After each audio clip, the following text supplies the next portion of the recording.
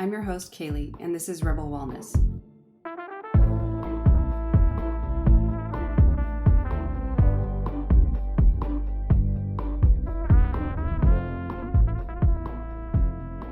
Hello. Welcome to the show. This is your host, Keilegh, also known as Coach Kales. So I am a longtime fitness professional, wellness coach, and multi-certified nutritionist out here on the beautiful West Coast. Rebel Wellness is a space for women around the world who desire a well-rounded understanding over their personal health, who also want to fight the noise of today's diet culture, and who just simply want to access their best health, strength, and life altogether.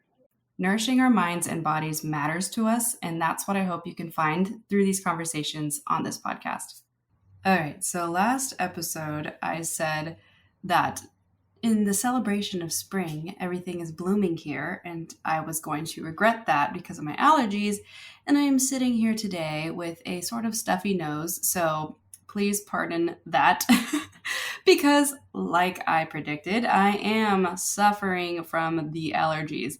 If you can relate, please send me a virtual air hug, because I think I am using a small forest of tissues right now. But anyways, stuffy nose, allergy season, aka spring season, is definitely upon us, and I'm feeling it. But that is another segue into continuing our growth series, and we are here today to talk about muscle growth.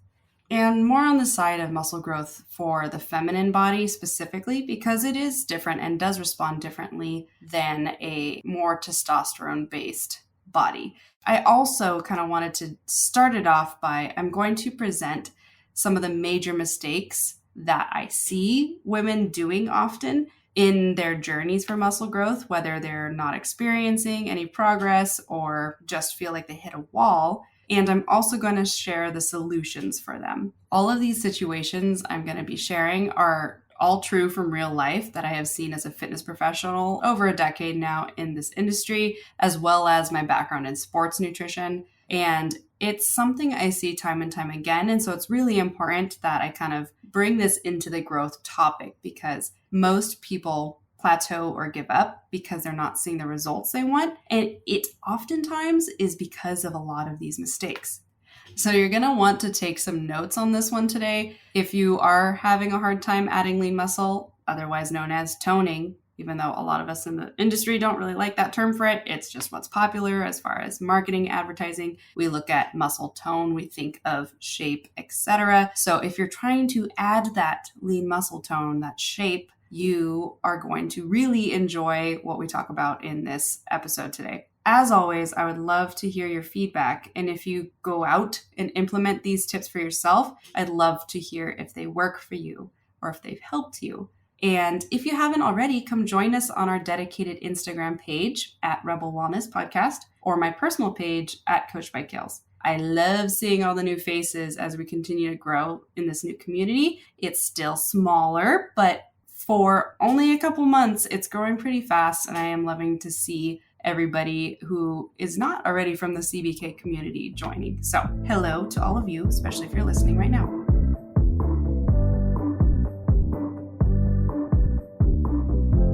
Okay, so the order of progression, I'm going to kind of give this common mistake that I see, and then I'm going to talk you through the best solutions. Mistake number one is simply not eating enough calories. And this one is always very challenging for a lot of us to get into our head, because pretty much almost all of us have kind of lived in a diet mindset potentially our entire life, or our entire adulthood. That comes with the fact that if you think that you should never exceed 2,000 calories because you're going to gain too much weight if you eat more than that, that is the indoctrination that you were taught not to eat enough. That is just an arbitrary number that basically our government put together to generalize nutrition labels for the average human. Obviously, that has changed so much, even in the last several decades, what the average human looks like or should eat like. And there's such a large spectrum of so many people that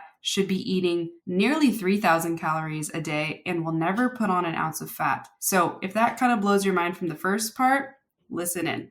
you should be well fed, especially as a woman. Our bodies need a lot more calories than we think. And I would argue that a lot of our diseases and symptoms and challenges that we face more nowadays are due to the fact that we have been taught to chronically undereat. This is detrimental to any progress with adding muscle to your body because you simply cannot build something without something to build from. So you can't build a house without enough supplies and materials to build said house. Same thing goes for food. Food is the energy and the ability to build actual molecules that create muscle. And without getting too sciencey, your body needs enough of these nutrients to also recover your muscle that's already there. And yes, you do have muscle. If you can stand, you have muscle.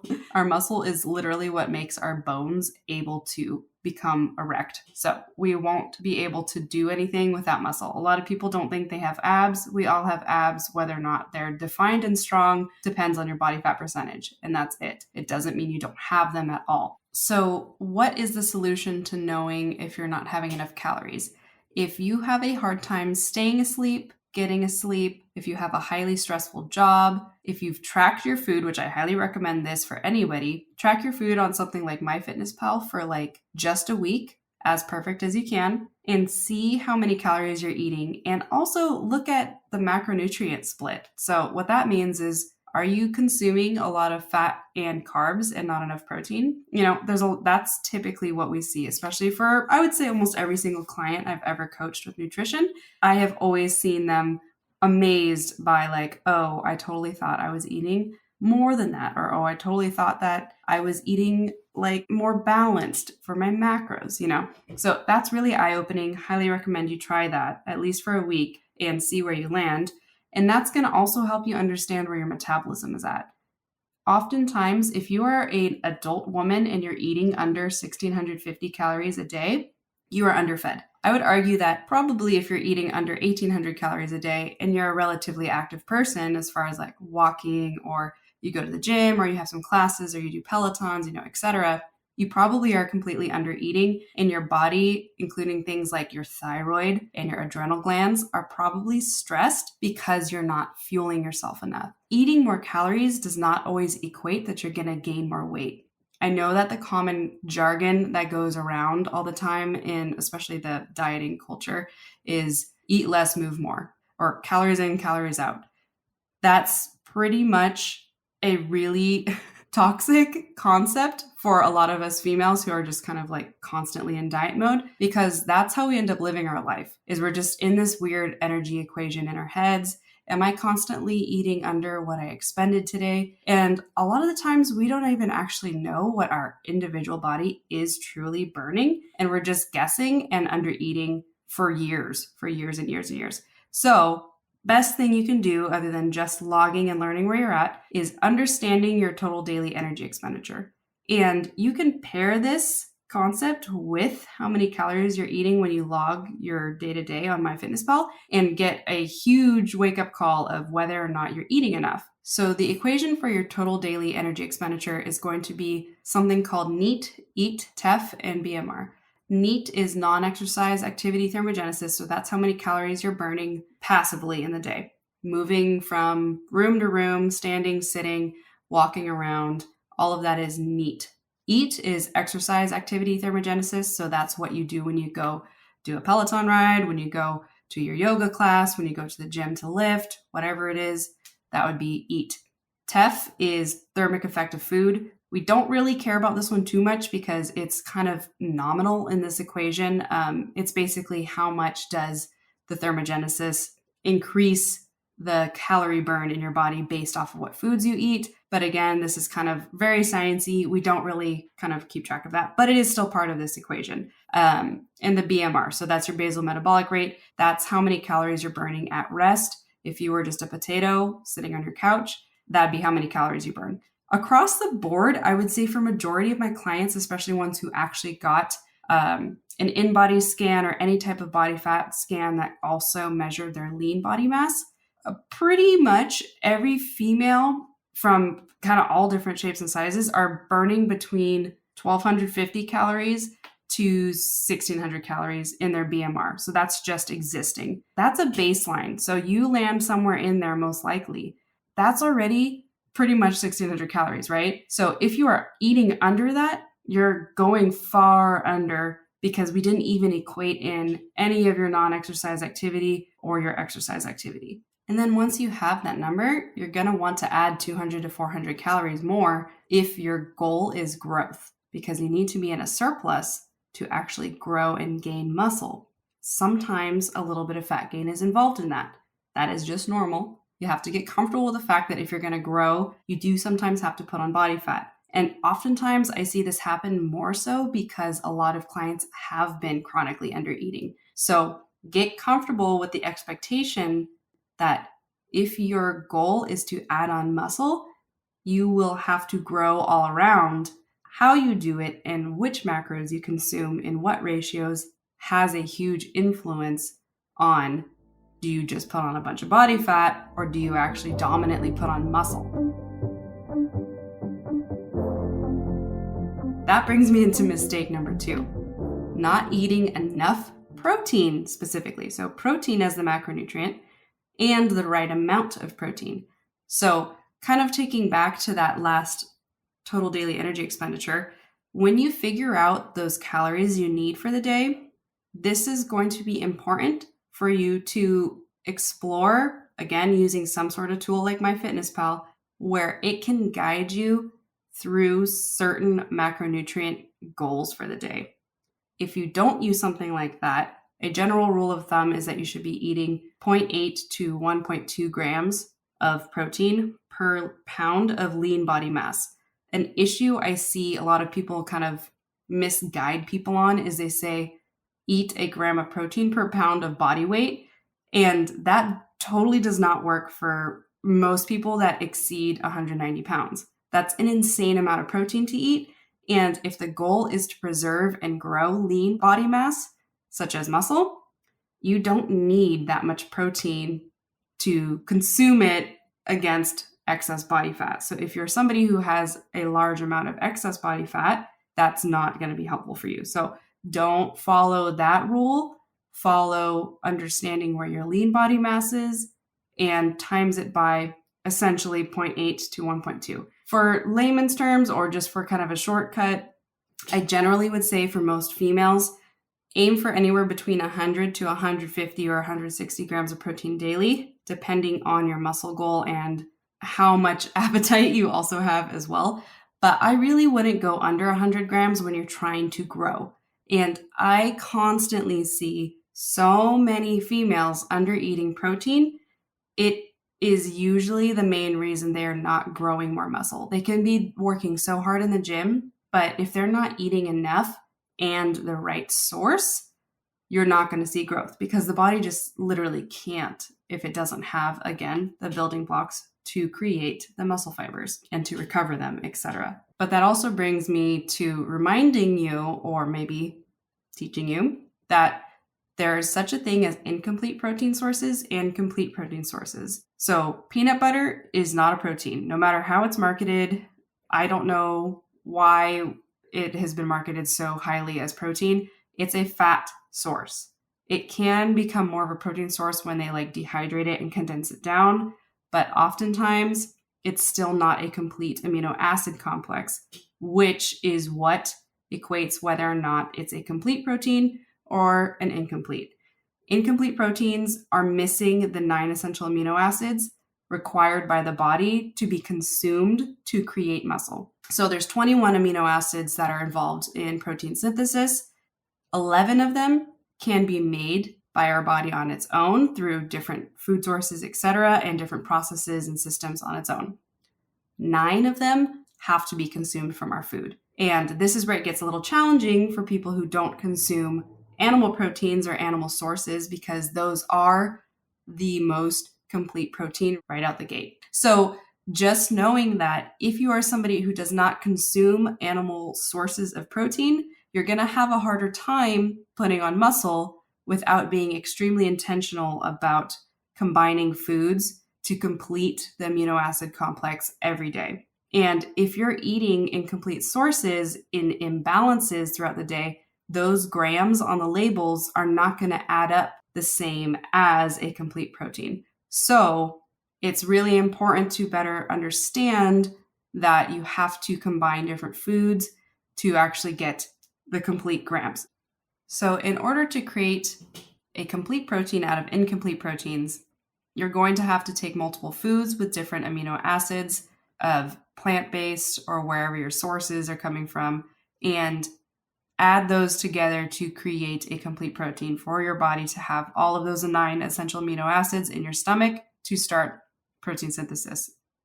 This is something that can be complicated because a lot of the times on the back of plant-based protein sources, they'll say 20 grams of protein. However, because it's not all going to be completed in the ratios that your body needs, you might actually only be absorbing like 10 grams of actual complete protein. So this is where it can be complicated. Should you be plant-based versus omnivore?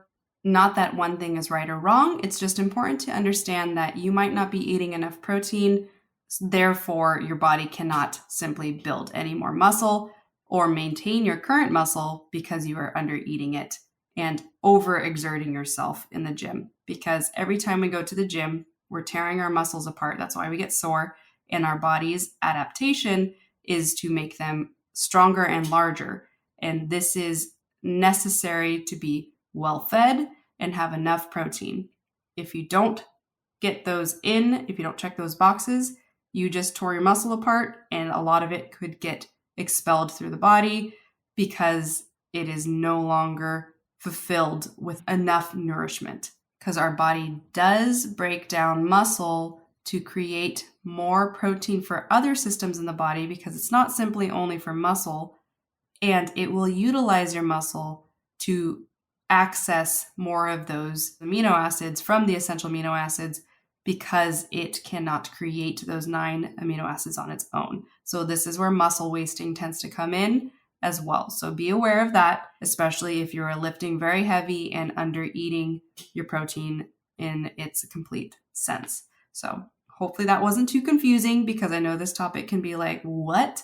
Because especially nowadays, we don't really talk about this concept. But in the world of fitness and muscle building and metabolism, this is something that every expert knows, and it's not arguable, essentially. So it's really important that you understand that, just again, so you can set your expectations. And adding muscle, I'm also going to add in as a solution for this issue. If you are somebody who is plant-based or was plant-based, your body depletes its stores of nutrients over time, especially if it's been deprived of certain nutrient sources. And sometimes it's important to understand that you are the master of your body. You can pick and choose seasons. So if you're in a season where you need to grow muscle, depending on where you are spiritually with your choice, it could be worth your health and your goal of growth to not spin your wheels, and maybe just start adding in some complete protein sources from whatever animal protein sources make you feel comfortable. That's something that's really important to understand, that sometimes our health isn't as dogmatic as food choices we make. And I know that this can sometimes be a little bit uncomfortable to talk about, but it's really important to understand that you can go through seasons where you reincorporate animal proteins to heal your body, replenish those stores, shift back into plant-based, find your balance, whatever works for you. But it's really important to understand that no matter what, symptoms will show up after time when you deprive a body from certain nutrient sources that are essential for you. And if you have fallen short on your journey in the past of being intentional and understanding how to support that food choice, it's totally okay if you need to adjust to protect your health, okay? That's simply what I'm talking about, is putting that in the forefront of your mentality around your longevity and the way that essentially you can show up for yourself and your community. Okay, shifting back now.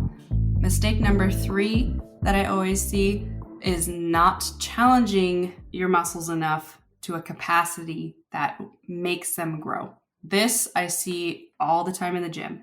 usually, especially in anyone who's never worked with a trainer or in a group class that has somebody kind of coaching them. It's so easy to not actually understand the threshold of where our body is truly challenged or where our mind is challenged.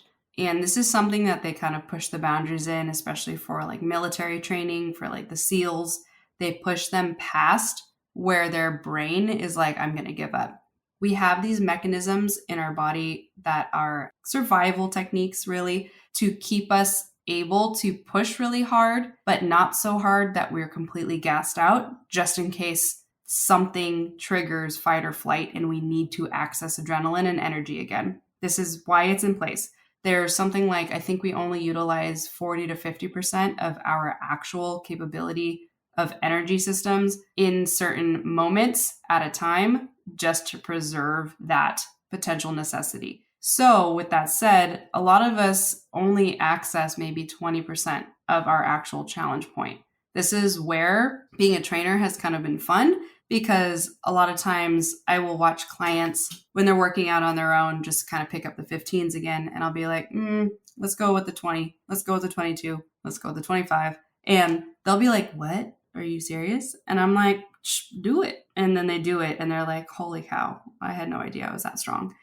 Do know too, it's pretty much impossible for females to become bulky without trying really hard for really long. It's kind of like assuming that you'll pick up a weight and become a bodybuilder. And those people train for years and years and years and often take different things like steroids and testosterone supplementation, etc., to get that large.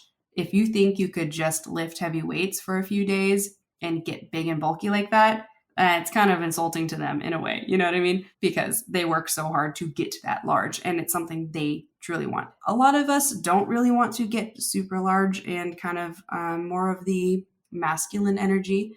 That's something where you have to also understand just challenging your body with heavier weights and pushing it further does not directly equate suddenly becoming super masculine. And if we're being honest, that term is literally what most of us females are trying to avoid with when they call it bulky. That's pretty much what they're saying. And I'm just going to say it like as it is, because that doesn't necessarily mean it's bad. And some people do want to look more like that. However, majority of females I've encountered don't. And that's what they get all afraid. And they're like, I could never touch heavier than 12s. And I'm like, please try it. You're holding yourself back by not doing heavier. So the solution for this is trying to progressively overload with your workouts. This means every week increase your weights by 5% or so. Sometimes I go by a rule of, with certain movements, go up 5 to 10 pounds every 2 or 3 workouts, or do the percentage thing if you want to do the math. A lot of the times it just kind of works better with going with like the 5 to 10 pounds. If you're back squatting with a barbell, 5-pound increments can be really exhausting and hard to kind of move up on. And if you're hip thrusting, a lot of times you can work up 10, 20 pounds every week and make significant gains, because that's one of those movements that you can increase the weight faster, really impressively. And just know, and then if you're doing a back, like a single arm row with a dumbbell, go up 2.5 pounds every few weeks or so. And those are good ways to push the envelope and continue to grow. Sometimes you hit a wall, and that's a good sign to either kind of give yourself a deload day, like every 4 to 5 weeks or so, give yourself a week, either where you take the week off or some of those days off, or you scale it down to like 50% of your expenditure or intensity rather, and then the next week go back up again. Sometimes it's really important for us to give our bodies some space and then challenge the muscles again. I'd say kind of for this mistake, something I see people doing is overtraining. So doing too much all the time, not giving their body any rest, and also not challenging their muscles to a capacity to grow by not pushing heavier weights and not putting themselves in the position where it is more exhausting, where you kind of want to give up and then you do 1 or 2 more. I think Arnold Schwarzenegger used to say that, like, get to where you want to quit and do 2 more. And again, trust me, this technique is not going to make you bulky. There are so many women I could just personally DM you photos of who lift like 200 to 300 pounds and hip thrust 400 pounds and are that lean toned vibe that pretty much everybody is trying to achieve. So do not be afraid to challenge your muscles. They will not grow if you're still using the same weights you used like 2 or 3 months ago. They're just not going to adapt. They have nothing to adapt to. And with that comes in mistake number 4, not following the right programming or always changing it up with your workouts. So there's kind of always been this weird phrase where it's like you want to confuse the muscle and change up your workouts all the time. And this is okay for general fitness if you get bored or something like that. And it also applies to the fact that oftentimes some people do only the same routine for multiple years, and you kind of should be changing your programming maybe every 3 or 4 months, depending on what your goals are. But if you're looking for muscle growth, you need to teach a muscle maturity. So that comes with time. So teaching a muscle maturity means that a muscle is going to be under tension for a certain amount of repetitions over time. With certain movement patterns, let's say a deadlift, you're going to want to do that deadlift, the same movement pattern, for multiple weeks, multiple months, increasing the weight so that muscle can grow. It's not going to be able to grow its best if you're constantly changing it up, and like for 2 weeks you do deadlifts, for 3 weeks you do lunges, for 4 weeks you do back squats. You can grow muscles, but they're not going to grow in a way where they get matured in that movement pattern and develop stronger. So again, a huge mistake I see a lot of people do is they don't follow any progressive programming when they have a goal of growing a certain muscle, and they're always changing it up with their workouts and doing like too much variety. A lot of the times, keeping it simple and increasing the volume, so how many repetitions under time, under tension, is how a muscle will adapt and grow. And so you don't really have to get that fancy. Fancy stuff is a little bit more for adding some variety to burn out a muscle at the end. But I do always recommend for those who have like glute growth goals to probably just stick to the major compound movements that will grow your glutes, like hip thrusts and Bulgarian split squats, etc. And keep doing those and increasing the weight week to week as the meat and potatoes of your workout. Then throw in some kickbacks, throw in some frog pumps, throw in some, different things like that are kind of like what you sprinkle on top. So just know that you don't need to just change it up. And this is also where like fitness classes, if you have a goal to grow better glutes and stuff, but you're showing up to Orange Theory 3 times a week, it's probably hindering your progress because, again, you're doing a little too much and it's not progressively loading those muscles in like a heavier and heavier manner. So you're basically just kind of utilizing your muscles and doing a lot of cardio in those classes in a way that's not at the threshold to grow. And a lot of times it's common just kind of seeing a lot of people do a combination of these things. So a lot of times we're not eating enough, definitely not hitting the protein number.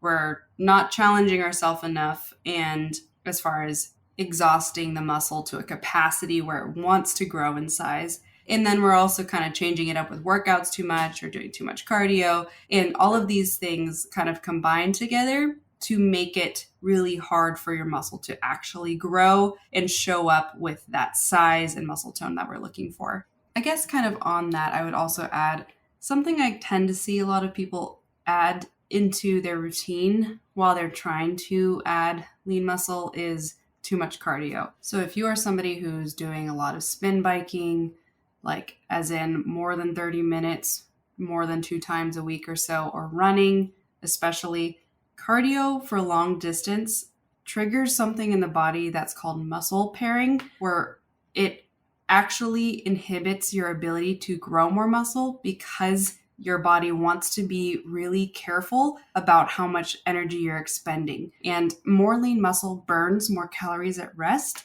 which can become dangerous when you are also constantly expending energy from too much cardio. So your body's protective mechanism, so to speak, is to not let your body gain more lean muscle, because it's going to be harder to keep you in a position where you're not basically starving to death. And again, if you're under eating your calories every day, doing a lot of cardio sessions and trying to weight lift, thinking you're going to be putting on lean muscle, you might not be, because cardio might be kind of negating or taking over too much energy expenditure from what you're doing every single week. So again, kind of going back to that season concept, if you want to be in a season of muscle growth, you might have to reduce how much cardio you're doing, shorten the time, turn it into LISS, which is called low intensity steady state cardio, or MISS, moderate intensity steady state cardio. Those two are going to be a little bit more non-triggering to this muscle pairing system that tends to occur when you're doing too much. You can actually use something like HIIT, high intensity interval training, to get that cardiovascular benefit from cardio, as well as maintain lean muscle mass. However, going back to my episode 5 about HIIT will be really important, because there's also a lot of mistakes people make and they think they're doing HIIT. Like, again, Orange Theory is not a HIIT class. It's far too long to be a true HIIT class. HIIT should really not exceed maybe 15 to 20 minutes maximum. So definitely check that episode out. It's a great one and it's very insightful as well. But overall, I hope that all of these different kind of mistakes, if you felt like, oh, I'm personally victimized by Keileghs right now, it's okay. It's been me for every single one of those in my past. And it's probably almost every single one of my clients when they first meet me and we work together. It's something that by design, with the way that we talk about the female body and how women have really not cared to put on muscle the way we do now, it's very new. It's pretty much only been since like the 70s or so that large amounts of females have decided, I'm going to put on some significant muscle. I want to be strong. I want very large developed glutes, and these things are not quite as easy as just doing several squats a day with 12-pound weights.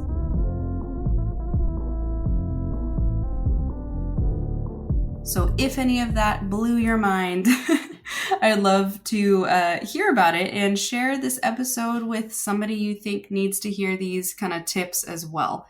As always, step into your strength, and I hope you walk with confidence, especially even more so after all of this chat. And I would love to hear your feedback, or throw us a 5 stars if you're listening on Spotify. And cheers to your muscle growth. I will catch you on another episode next Sunday here at Rebel Wellness.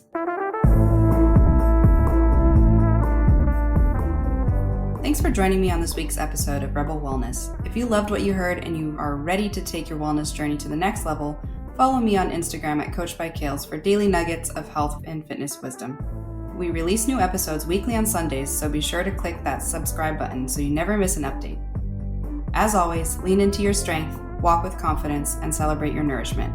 We'll catch you next Sunday on Rebel Wellness.